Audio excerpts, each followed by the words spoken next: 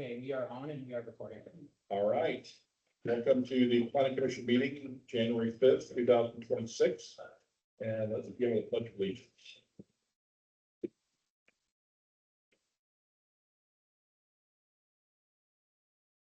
Pledge allegiance to the flag of the United States of America and to the republic for which it stands, one nation, under God, indivisible, with liberty and justice for all. Thank you, everyone.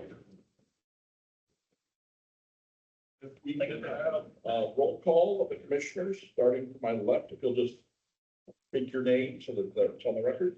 John Verdanis here. Fred Cuthbertson here. Gordon Nielsen here. Denisha Chair. Well, thank you very much. And we did get a resignation notice from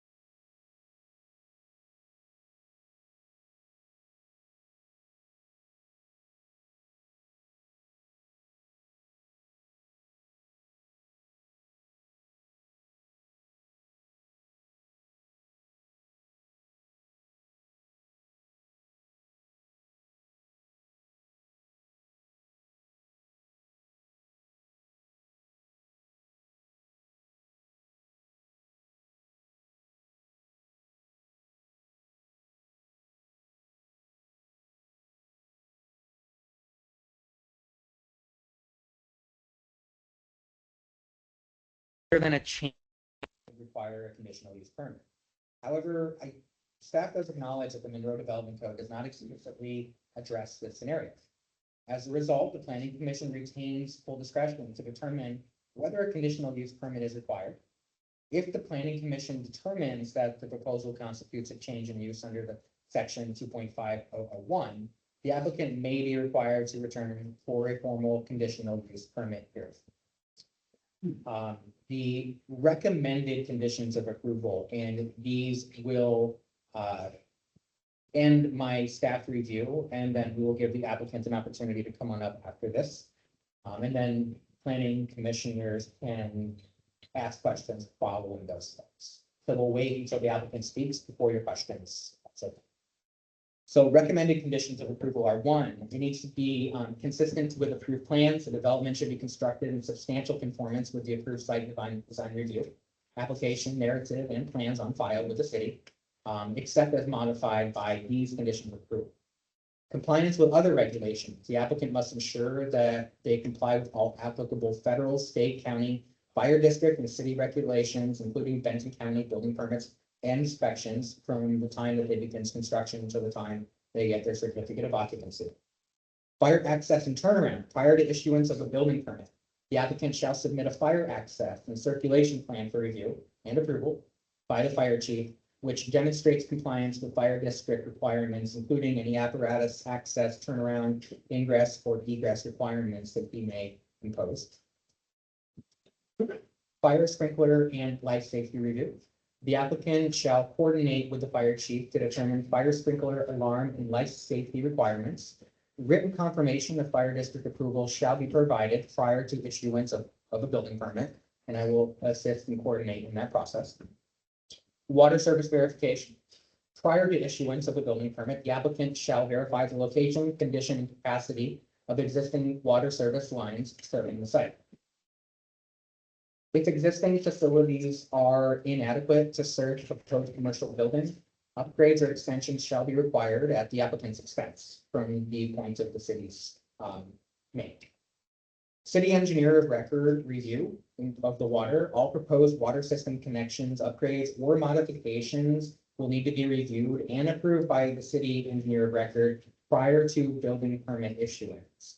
And for the record, I think you all know this likely, but the building department at the county looks at these one by one, and they have a checklist. So they follow all of our conditions before they allow steps to move forward with the applicant. Metering and backflow. Water meters and backflow prevention devices, as required by the city standards and the engineer of record. Sewer service verification. Prior to the issuance of a building permit, the applicant shall verify the location, capacity, and condition of existing sanitary sewer laterals serving the site. The city engineer review, engineer of record review of the sewer. Any new or modified sewer connections shall be reviewed and approved by the city's engineer of record prior to building permit issuance. Sewer capacity and compliance. If deficiencies are identified in the existing sewer system, the applicant shall construct necessary improvements at their expense, subject to the engineer of record approval. The required stormwater management plan is that the applicant shall submit a detailed stormwater management plan that is prepared by a qualified professional, demonstrating compliance with the city standards and applicable state requirements. The engineer of record will review that stormwater plan and ensure that it is approved, of course, prior to issuance of a building permit. The timing of the stormwater approval. The stormwater approval shall be obtained prior to issuance of a Benton County building permit, notwithstanding that building permits are administered, of course, by the county. Final parking layout. Excuse me. Yes, final parking layout. Prior to issuance of a building permit, the applicant shall submit a final parking and circulation plan that demonstrates compliance with Monroe's applicable code. Striping and signage. All parking spaces, accessible parking, and internal circulation shall be striped and signed prior to issuance of a certificate of occupancy before they get their CO. Survey verification must be completed. Prior to building issuance, the applicant shall provide a survey or equivalent documentation acceptable to the city that verifies the property boundaries, the structure location, including the existing residential structure setbacks and building footprints. Coordination with Public Works. Any work within the public right of way shall require separate Benton County Public Works approval and applicable permits prior to construction. Any damage to the city utilities or facilities caused by construction shall be repaired at the applicant's expense. And finally, pre-occupancy verification. Prior to that C of O, the applicant shall demonstrate compliance with all applicable conditions of approval, including fire, water, sewer, stormwater, and parking requirements. Now we'll go ahead and talk about the motions before you, after we give the applicant an opportunity to come on up and speak, and then you have the opportunity to ask some questions following that of both the applicant and myself as staff. So if and you all are ready, feel free to come on up. Whoever wants to come up, yeah.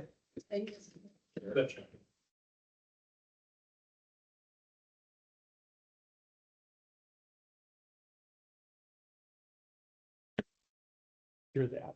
I'm the applicant, okay. Your name for the record. I'm Janice Cook with South Benton Food Pantry. And I'm not sure where to begin on all of that, so as far as what you need to know, you've seen on the paper. And I did have some questions though, if that's appropriate on the last two, or the ones before on 20. Or maybe it was number 16.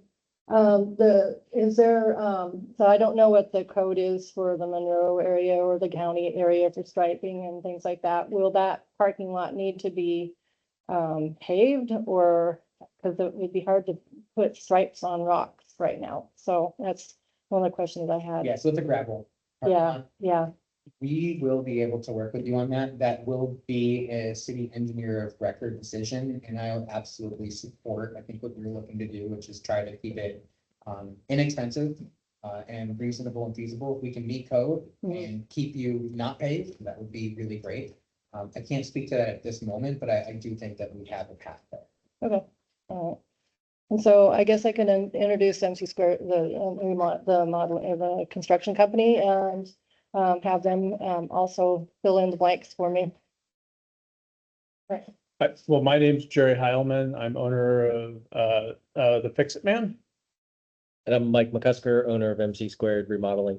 And so we're both general contractors, licensed and bonded with the state for residential and small commercial. And we're both going to be working together and with Janice over this. We started talking with Janice a year and a half ago.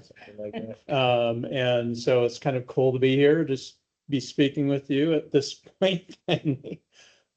So, I mean, I don't know. Should we give any other information other than what you've presented so If far? there's information that you feel is valuable and important for the planning commission to know as a component of this hearing, feel free to provide it. If you think that we've buttoned most of that up at this time and you want to wait for questions, it's up to you. I would say the only thing I'd throw in is we do have to have it redone because we already met with Benton County permit folks 3 or 4 months ago. But maybe a year ago, we did have your local fire chief give us the okay on the project as is, and including the existing turnarounds. He did want sprinklers installed, which we do have, in the budget and in the plans for the new building. But because it's older than 6 months, county wants him to fill that paperwork out again. But we did already receive his preliminary approval about a year ago when we first started trying to move forward with things. And just one thing to add, there's a lot of discussion in there about stormwater and potable water and things of that nature, and they're all going to be, well, except with the potential of the electrical, they're all going to be new, services, hopefully, just attaching to the existing services underneath Orchard Street is what we're hoping happens. What might happen with the electrical is there might be an existing service that was added as part of a work done a year or two ago for the church that is just waiting there for the new food pantry to tap into, basically. When you're ready, you can let the, All right, we can answer any questions, hopefully. Do you have any? your questions can be directed at either the applicant or myself. So as far as access, handicap access and stuff to the facility, is that gonna be, I mean, is it gonna be a concrete or is it paved in some way so that people can get in and out of there?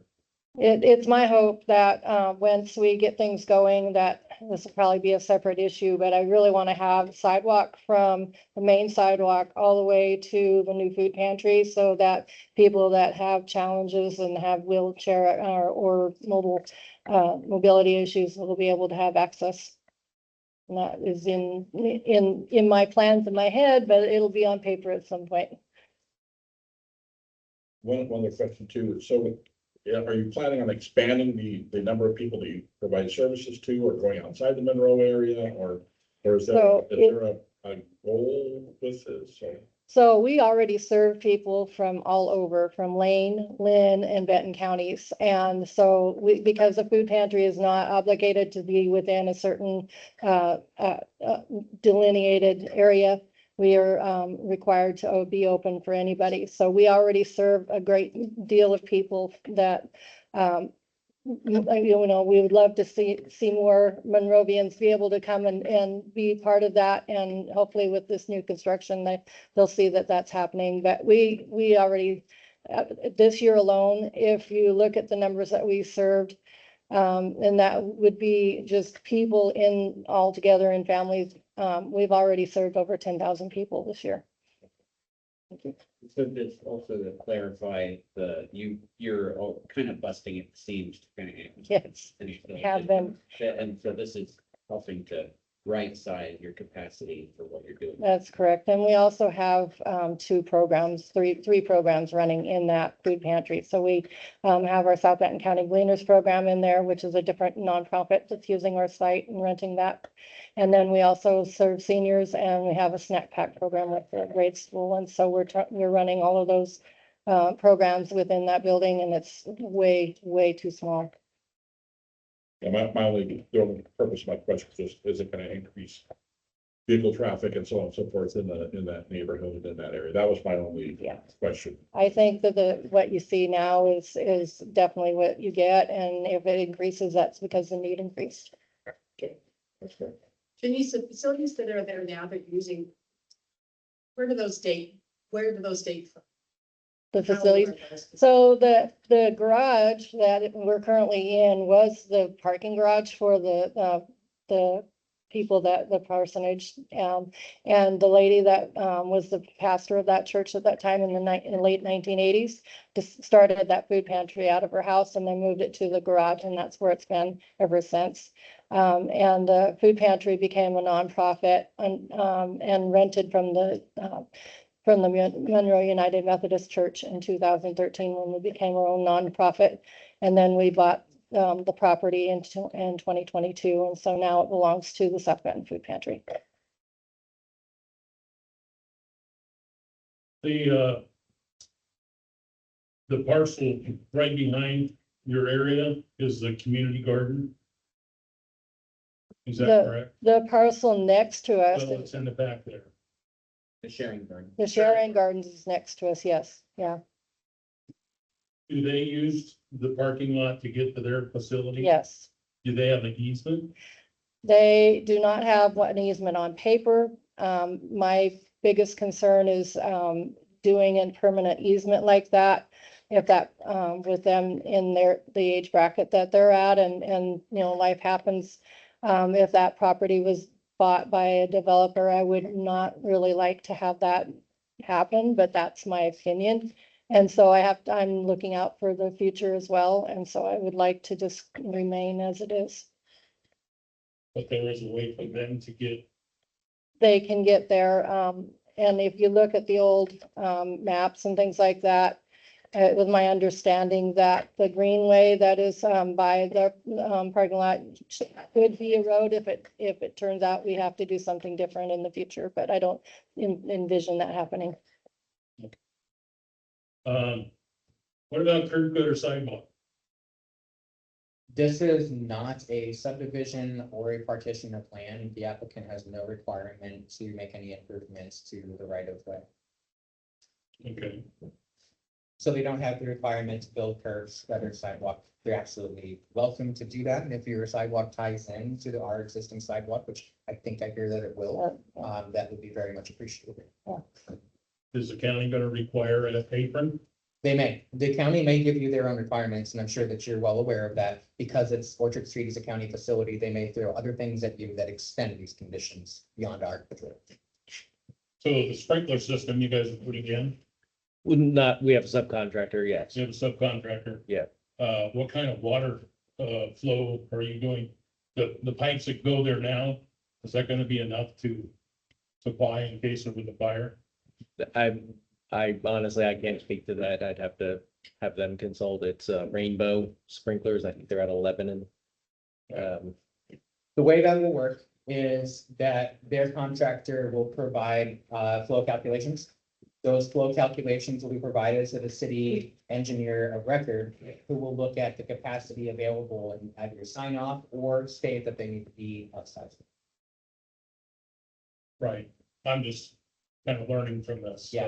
And if upsizing is required, there's possibility of discussing additional system development charges, and I'm sure you're aware of that. You deal with that in other places as well, but we hope and we think at this time that you'll be able to stay with what you currently have. That is why we have the engineers, though, speaking engineer to one another so that they can confirm those things. The backflow valves that is required, Mhm. how long have those been required? I don't know. Really long time, Yeah. like many decades. Not for the city there. Well, I wouldn't know I'm about just the wondering. Monroe. Fire code, so that's national, international, and those things are stated in their code and of course given down to local governments to comply with. So even though it may not be expressly stated in our code, they are required. I'm just learning, but I'm glad you're asking which side of the meter is that on? for the backflow requirement. Mm-hmm. Typically, my understanding is that would be on the applicant's side, but again, that would be the engineer of record who gives that determination. And this is required for housing too? Typically, especially if it's multifamily, but those requirements are stated within our design standards. We have a very thick packet of design standards that are actually quite old. But our engineer of record it's his responsibility to interpret those and ensure that the applicant is meeting them. Well, yeah, okay. Number 16 on the requirements was striping and signage, and I heard you comment on that. And I know it's a gravel parking lot. How are you gonna work with that? This commission, and I'll be fully transparent with you, this commission has the authority to require that. My goal would be to try to work with them and determine if there is some way that we can find a path forward. Again, being fully transparent here, it's highly likely that will require paving. But I don't want to state that at this time. We'll go through those steps with our engineer of record.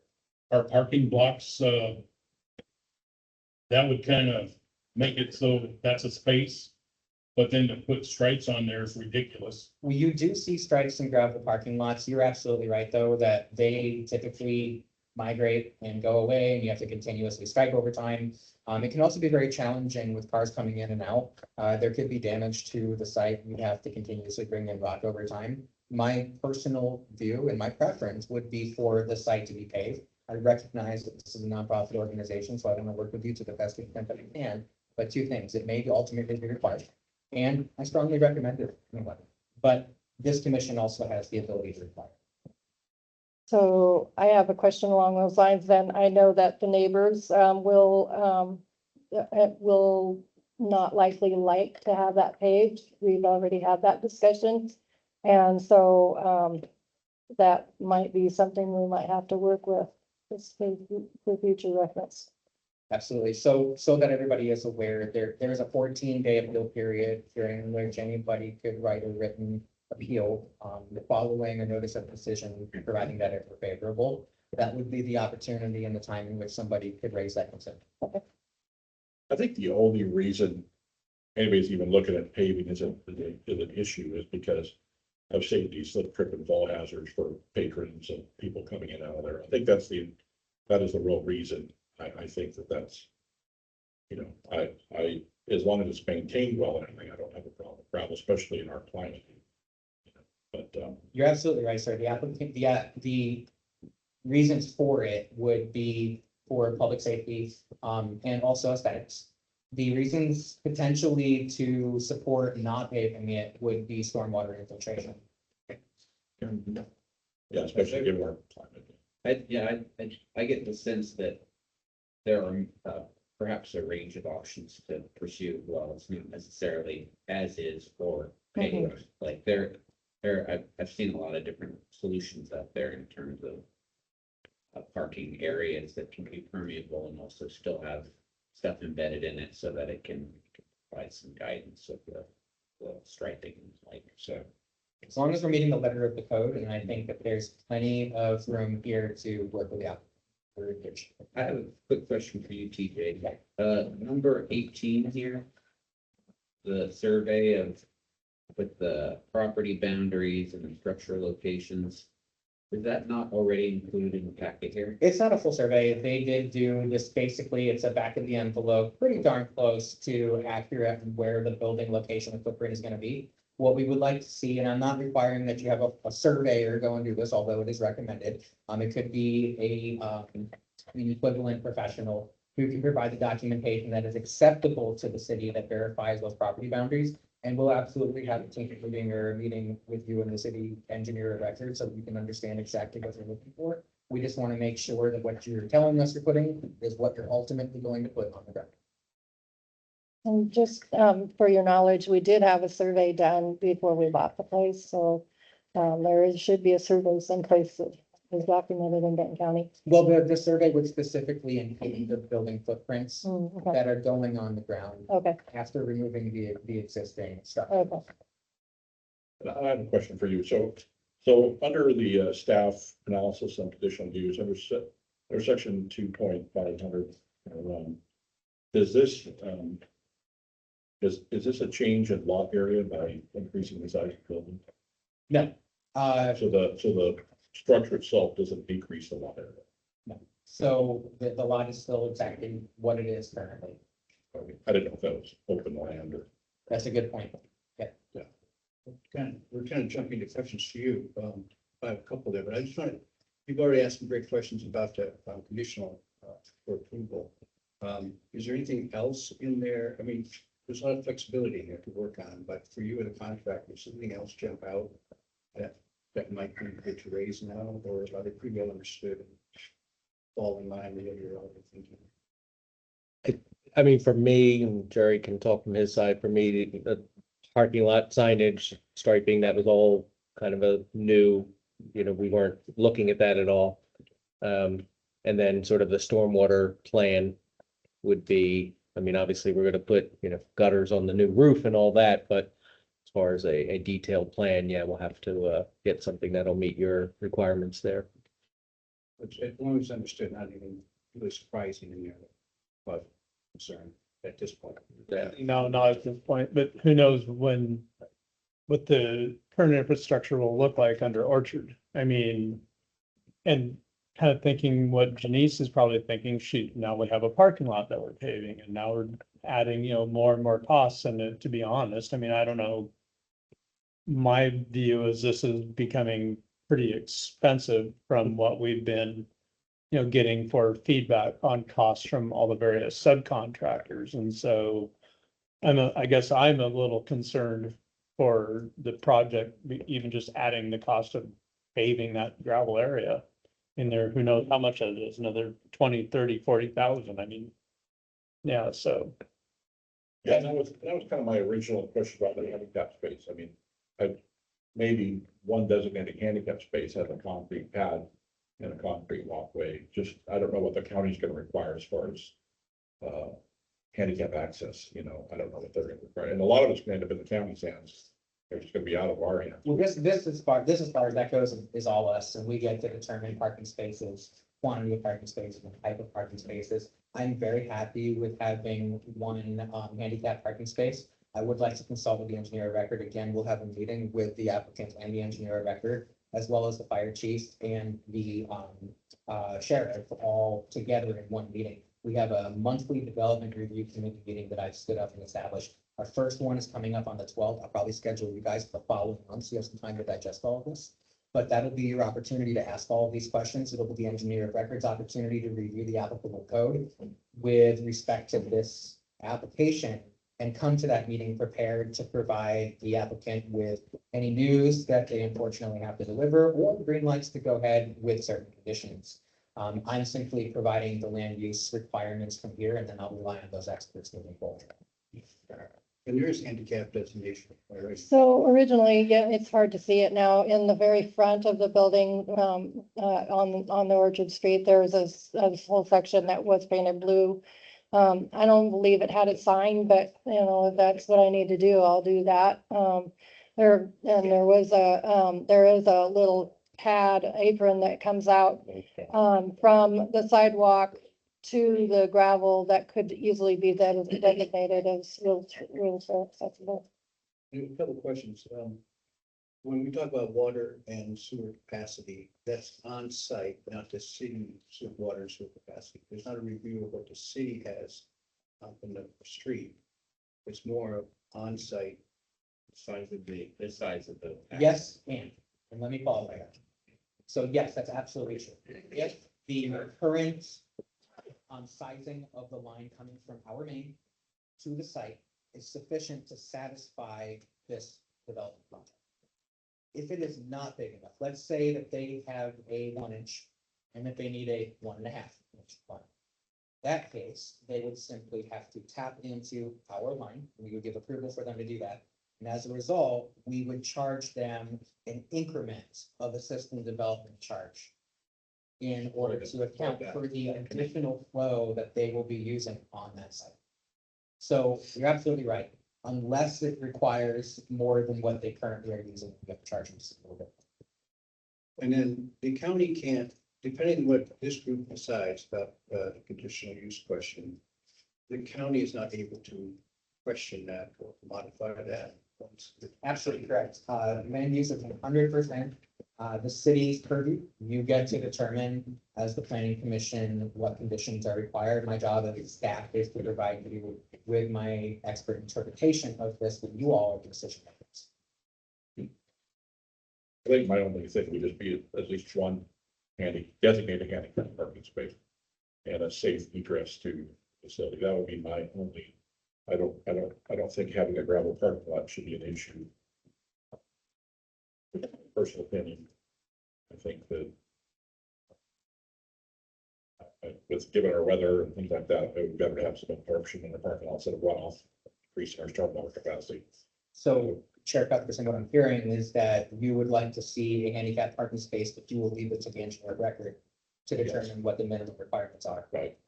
Yeah, I don't think, we're not qualified to make the decision, but we want you to be successful. We want this is not a, we got you. We want to make sure there aren't any hurdles in your way that we're gonna, also, we represent the citizens too, that we want to make sure they're safe and that what's happening on this property continues to be a benefit to them and to their, and all of a sudden become a nuisance to them, basically. Right.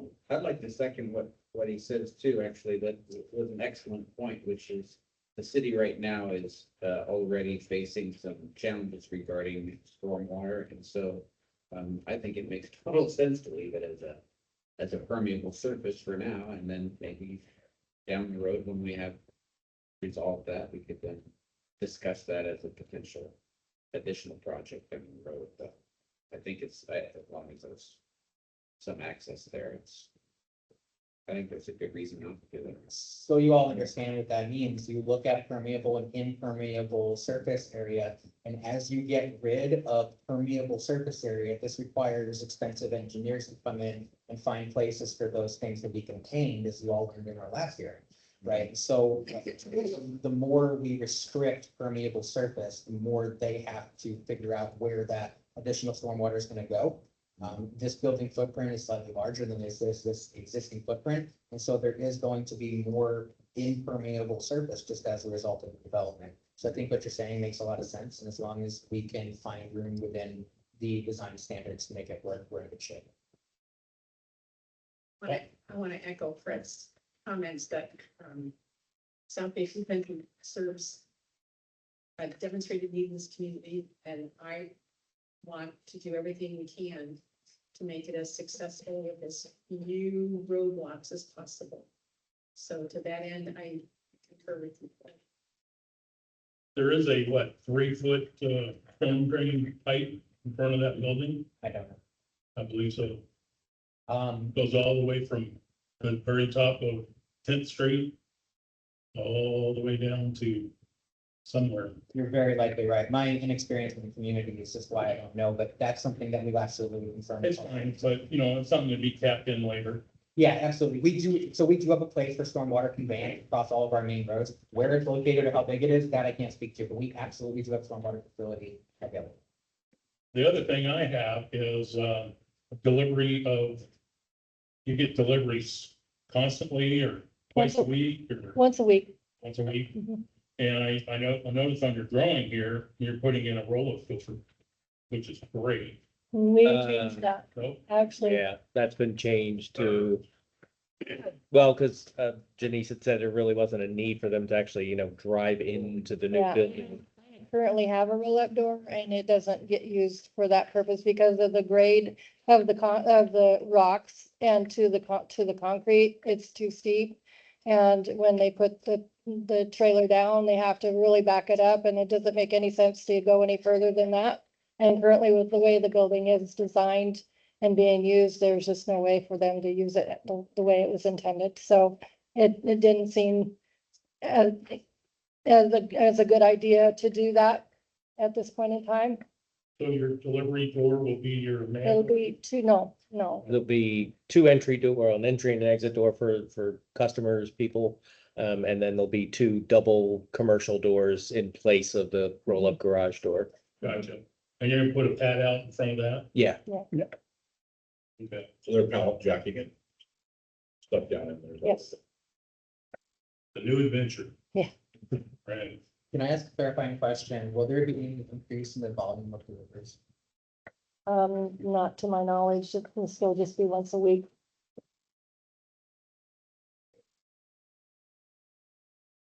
That's that effect I'm concerned about. Anybody else have any questions, comments, concerns? Do we have any motions? Well, I'll go ahead and provide the motion options for you. Is there anything further that either the applicant or any of the planning commissioners would like to raise before moving forward? Well, they're already doing business out of the one building they got. It's just, making it more efficient. And a bathroom. Bathroom, a waiting area.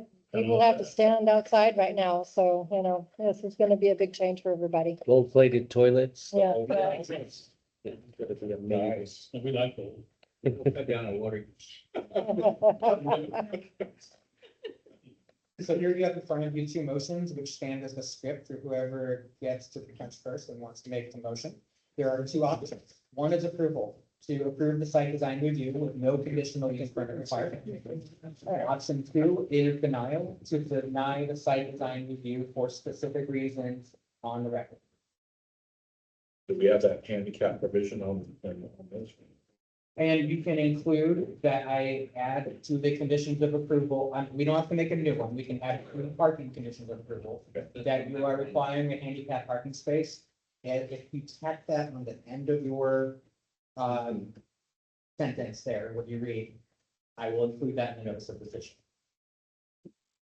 Sort of included with the engineering review. I mean, Typically so, likely. but because I do not have direct knowledge of the design standards, and you, if you feel you want to rather make certain, you can do it.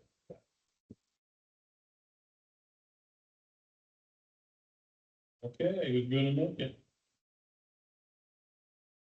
I move the planning commission approve the site design review application for the South Bay Food Pantry development based on the findings of fact and conclusions contained in the staff report and subject to the conditions of approval. And in making this decision, the commission finds that the proposal constitutes a continuation and modernization of an existing institutional nonprofit use and does not require a conditional use permit under the Reno Development Code. Finally, the parking space. I thought we agreed, but I thought we said that we were gonna leave that to the engineer. You wanna add that? Handicap, one handicap. Okay, and add one handicapped, designated handicapped parking space in the parking. Everybody got that? I don't like to walk 1,500 feet. We're gonna be just. You read that so well. Did a great job. Must be an English major. I'm second the motion. We have a first and a second. All in favor? Aye. Aye. Any opposed? Okay, we have unanimous. Congratulations, folks. Thanks for being here. I have no idea. Start tomorrow. Yeah, so I know it depends a lot on the town. Yeah, we got to start the county process. Now, they, Hopefully they'll be, well, they felt that, once we had all their forms and Right. teeth dotted and all that, that it would be as quick as 2 weeks. And usually oh, wow, that'd be great, that this time of year. But it's, Right. right. So, There's a, yes. I don't know, meeting. No, yeah, we're not, even if they Not approve much to it, talk about we're not. Yeah, yeah. But I mean, at least from our end, we were hoping for mid-February. By spring. Well, mid-February would be to start that Yeah. out, and foundation is obviously the first step Right. after meeting, so we're hoping, but Good luck, good luck, good luck. Yeah. Thank you. Right, sir. So I had a question here from Commissioner Gradanis, and I wanted to go ahead and comment on it. This brings us back to what I mentioned briefly earlier while going over staff report. So what I have implemented is a monthly development review committee. This is intended to bring all of the subject matter experts and the individuals who must sign off on major projects. So I'm not going to be bringing residential units, even duplexes, before the DRC, as I call it. It'll be 3 units or above in all commercial projects. And the goal is following approval by the planning commission and maybe sometimes beforehand if it's a complex project. What will happen is the fire chief, myself, our engineer of record, as well as the sheriff for the county will discuss any concerns that come to mind for them. This way, there are no curveballs to the applicants. If there's something that's going to be required, like for example, a paved parking lot, the applicant is well aware of that long before they break ground and they have a pro forma in front of them with a certain budget they're working on, and then they get hit with it before the certificate of occupancy, and they really have no choice but to pay for those things. It's best to be able to tell everybody ahead of time what the rules of the game are going to be. So this month, we'll be talking about a couple of projects with the BRC, and I hope that next month, and I'll be in touch with y'all to schedule that time that we could put this project in front of the BRC for any final requirements that we required. I think Randy would. Yeah, thank you for doing that. Yeah, absolutely. It's common in larger jurisdictions, and it's something that I think is really valuable. So next meeting, do we have any, we're gonna do a work session, or what are we gonna do? At our next meeting, we have a partition request for the Wilbur Ellis site. We're also going to be fitting in a little bit of time for our, for a little more work session related items. So that partition, that dividing off where the truck parking and stuff is, It is. and because this is pursuant to selling. I don't know what the applicant's intent is. We will find out. Yep. Are we on the other yet? What's that? Are we on the other yet? Other in your agenda. Go ahead. Go ahead, Tiff. What do you I got? got about 4 things. Okay. They're gonna set a record tonight. I know. Whatever happened to zoning on Commercial Street? I think you're probably talking about GRA, GR3s. No, commercial. Commercial. So we're gonna rezone commercial street, commercial. Yeah, because it fits. Was that the reason? No, it was that we have so much commercial along that stretch. Okay. This is news to me, so thank you for letting me know about it. Like many of our other rezones, We'll give you time. just letting me know that that was something that y'all did. It clearly was one of those things that didn't make it to the state, because I don't see it in the list of things that we started. Sure. And it certainly wasn't finalized because none of our I rezones. don't think, pardon me. Thank my you. Apologies, I don't think it got finalized. I don't think council approved it, Oh, the city council didn't. as far as I know. I think it did get through this commission. I think it was just, it was basically from 6 to 7 is where they were gonna. the DLA there, we have the fire department there, we have the property across the street, there was just. What I can do is I will look through our records and put it digital and I can search easily enough through that folder and just pull out when and what was discussed. Well, it's fifth to seventh. Yeah, fifth stuff. Fifth to seventh. Because you got Monroe Telephone, you got Dairy Mart, you got Christmas Junction, it just fits. I assume somebody put together a mapping for you. We had quite a bunch of conversations about it, so. Okay, I will look into it, find out where we left off and carry it over. But I think the point is a lot of those zoning things we voted on never were finalized, never moved forward, so there's a chance we need to do that. Right. We've got a lot to bring back and forth. He's been here for quite a while now, so. Yeah, like He's working on- the parallel parking on Dragon that never got addressed. What is that? Oh, The parallel parking on Dragon Drive has never been fixed. Hey, that's on my That's, list. that's a safety issue. Safety issue we identified 2 years ago and it never got, and we promised the Catholic Church that we would do it so that our sidewalk wouldn't get ruined that they did, and then we never followed through as a city. No, that's adjacent to the school district, is that right? right. Yeah, no, we're good on that. We're actually working directly with the middle school on that project. Those blocks are ready to be purchased. We're just not gonna purchase them without them giving us their go ahead and what they want.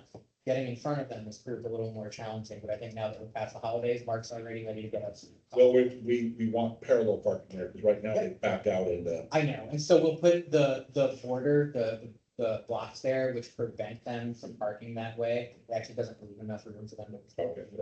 Yeah. That one I knew about. Sorry to steal your thunder, Tim. City Hall remodel. Oh, How's that coming along? And I don't know if everybody knows about what you guys are planning or. So City Hall, you say remodeling, but I'll correct that slightly. It's really going to be a redevelopment of City Hall. As y'all know, our engineer of record did a full analysis of the structural integrity of that building. It's built with the terracotta blocks, which have no seismic. It's non-existent. No, they can't withhold any seismic forces at all. And it's likely we don't have fill cells down those or rebar. There's the option of throwing a bunch of money and never really getting the current building code or moving forward with a new city hall. There's a time frame of 3 to 5 years to complete that. City council is working through that now, so that's something that is in their on their laps. You all will hear about that when an application comes forward, but we will be looking to fund that project over the next couple of weeks. I brought this up at the fire board meeting. And they are willing to work with the city on an emergency preparedness part of the building. Yeah, so I reached out to Chris Barnes. So one of the things I proposed to the council is that we build an emergency operations center. What that does, it allows us to tap into many more streams of revenues from the federal and state government. It also allows us to operationalize a facility that's not just for city services, but also for emergency services, for volunteer emergency volunteer corps operations. And it's also a place for the state and the federal government to come where they need to dispatch and have a central command location. There's a lot of potential to build something that has a lot less impact on the city and provides a huge benefit for South County we don't have in DOC right now. As you know, the fire department received some grant funding to do some seismic improvements to their structure. That's gonna go ahead and they're gonna continue doing that, but there may be a possibility that we can slide into their process and work alongside them. Excellent. 7th Street. From Main Street all the way back to where 7th turns to 8th. Okay. Past Kelly and all that. The city paved a portion of the road, but then they left 6 or 7 feet not paved. You got curb gutter sidewalk on some of it. But then you've got a planter box in the road. Right, I noticed some of the houses sort of like took over and. Well, they're right up almost in the street. Just went ahead just took over that area. That happens a lot. Kind of like a hostile takeover. But when we get, asphalt and stuff down here, it'd behoove the city to go ahead and finish that out. Connecting up with the development, handshake with the development's improvement of that. I completely agree with you. So as we come into budget season this coming year, that is one of the projects that we're going to be working closely with the budget committee on. There are several things that I'd like to accomplish in this next year that are reasonable and feasible, given some of the other development that we see going on. It makes a lot of sense. There are other things that we're gonna structure into a capital improvement plan and put on a 5 or a 10-year schedule. The low hanging fruit and the things that make sense now are the ones that I wanna bring off the shelf, dust off and get moving along. That is absolutely one. Good. Comprehensive plan. Comprehensive. You said full. I did. Okay. Yes, but one was taken back by the current. What's that? Comprehensive plan. Are we going to update that soon or As we you. need to? As you know, there was a comprehensive planning process that was completed in 2019 that was largely led by a rare participant and some folks from the state that participated intermittently. There wasn't an individual from beginning to end that sewed all of the pieces together and included things like our Parks Master Plan, our overlays, thinking about economic development. Those things didn't necessarily happen, and it's okay. But the real challenge here is that they never finalized the plan and submitted it to the state for acknowledgement. There's a post-acknowledgement plan amendment requirement.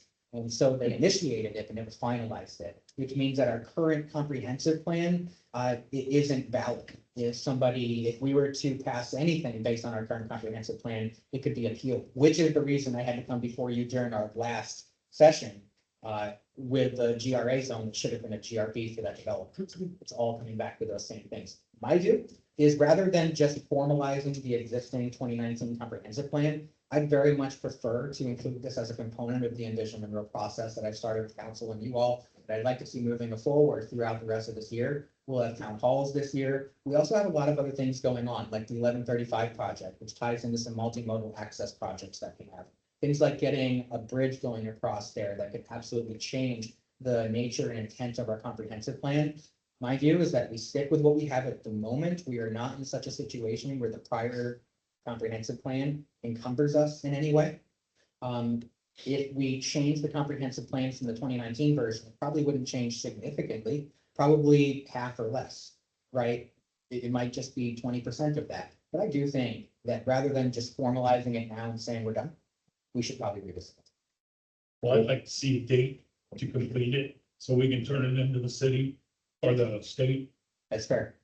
Yeah, we need to drop the completion date.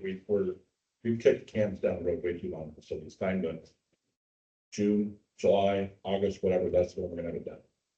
I want to temper your expectations just slightly. So we're talking about a pretty significant process. We are, there's some news that I encourage you all to attend the work session coming up because there are some big things coming up in the next several weeks that we'll discuss at that meeting, which dovetail right into this. But I think that if you had the comprehensive plan completed at the end of the year, the final quarter of this year, that is a reasonable timeline. And if we beat that, then it's possible and cool. But I would encourage you to target that date. I'm very open to your recommendations. And of course, this will go before council. Well, maybe at our next work session, we could take a look at what it's gonna require to get that done. Absolutely. I think it might be good to scope out what the work entails, because we did that a little bit, but I think the last comprehensive plan took 12 months. Months. Yeah, Months. more than that. It took- Months. As long as the rare students here, they worked on that. We have to see, you know, break it all down and assign. It's not just the band of people doing it, it's a community, it's a fairly comprehensive process. There are pieces in that comp plan that if you just read through, it's like, this reads great, this makes a lot of sense. But if you look at it from a practitioner or subject matter expert, you start to realize that there's some pieces that were more theoretical and academic maybe than they were practical. And I'd like to present those to the commission for an opportunity to fix them. Were the overlays finalized? No, none of anything in the comprehensive plan was finalized. Well, this is separate from the comprehensive plan. It was supposed to be for The RDO. What? You mean the Riverside District overlay? Yeah, and there were two of them. Right, no, so I can see on the state's website, and I could actually pull that up for you guys if you wanted to, if not tonight at the work session. There is a list of all the things that we initiated and never finalized. There's like 10 items going back to 2017. And those are all things that the comprehensive plan is one of them that needs to be submitted to the state and finalized. It just needs to even be like a weekly. Did we drop the ball or did the state drop the ball? The city dropped the ball, and I think there's just a lot of folks that didn't know what to do. None of these are really at final status, so internally, we just never got to the point where we were ready to submit to the state. It's not like we have a full package that is proofed and ready to go, and it just needed to get cleared over the finish line. We're a good distance. We didn't drop the ball, we didn't even make the ball, we didn't even grab the ball. Oh, no, we did. We made a. We made were a ball. under, we were under the cannon that was. Well, It was fine, I we think, can but- verify. I don't know what that line, I know enough about football to know it's a long skinny one, but I know there's like 2 lines before the goal, Yeah. and that's kind of where we are. I think we did a lot of the work, just the final step, filing with the state, what's lacking. What do you think about even just making like assigning like a strike force task group or something to this particular thing and just they meet every week with the status and just keep, you know what I mean? Like Yeah. just keep hammering it. So I really want to encourage you to come to the next work session. Okay. Okay. There is also going to, I've been working a lot in the background over the last several months, getting all of these pieces put together, working with our state partners, coordinating people that typically don't coordinate, getting them all into the same room and into the same headspace. At the work session, we'll be discussing some of the events coming forward, which are going to really take this stuff and move forward. That's on the 12th. Yes, that's right, 1 week from today. The agenda actually is up, so, if not, I can absolutely tell you now, what's on the agenda is a discussion with the regional solution team, that's a kickoff that includes all of the lead representatives for our region from Department of Land Conservation and Development, from Economic Development, so Business Oregon. It includes DEQ, it's going to include folks that work with OHA, really all of the key agencies. The goal is to talk to them about what our challenges are, which ones are going to require money and which ones we're going to ask for letters of support when we go to the legislature. We're going to be presenting to them the funding tools that we want to go after so that they know what our strategy is. We'll be listening very intently about ways that they believe they can plug into that process and support us, whether it's through technical assistance or through funding. Following that, I will be working with city council to have not work sessions, but town halls every quarter, which is what we've talked about quite a bit up until this point in time. And those will help lead us towards completing a lot of these things that need to get finalized with date certain attached to each one. I just felt, you mentioned February 12th, is it the 12th or 17th? That we January. Oh, January. Next week. Sorry, so, Thanks, Bonnie. oh, John, you're trying. We'll talk about this next week. You know more than us. No, I mean, there's a 12th, I mean, I was getting the dates mixed up, but there is something on the 12th, that's another, that's a work session. Yeah, we're doing. Yeah, work session on the 12th, city council meeting on the 19th. Okay, got it. And then, Discussion for planning commission. No. Planning commission work session. I bring this up because what I don't want to do is steal the thunder from city council when they get to hear about all the cool stuff that you guys are digging into right now. You'll hear about all this when I have the opportunity to talk to city council and get their guidance. So there's a work session for city council next Monday, to which we are invited. Yeah. Everybody's always invited. Yes, absolutely. It's not on my. You just can't sit over here. Yeah. I refuse to come. But you have a cushion chair. There you go. Tim, are you done with your question? I have fourth one now. Oh. The road up to the water tank, our 1,000,000-gallon water tank is starting to dilapidate, fall apart, get washed out. And I would suggest the city be talking to the county and maintenance and see what can be done about it. Because it's starting to fall apart pretty good. Thanks for letting me know about this, Tim. Mhm. What if they want to pave it and take out that little gate and go all in shade hill? Take it up to the fire department, the fire road. Thank All you. right. So I'll be meeting with the county. The county is also involved in that development review committee, so I have direct communication with those folks at least once a month, if not intermittently. I'll take care of that. Well, that's the lifeblood of this city, right? You're not there. getting that is huge. Thank you. All right. I'm Then done. if Tim's done, then I think we're done. All right. Thank you, everybody, for attending. Appreciate you. I'm- I'll put something out. Put that in here.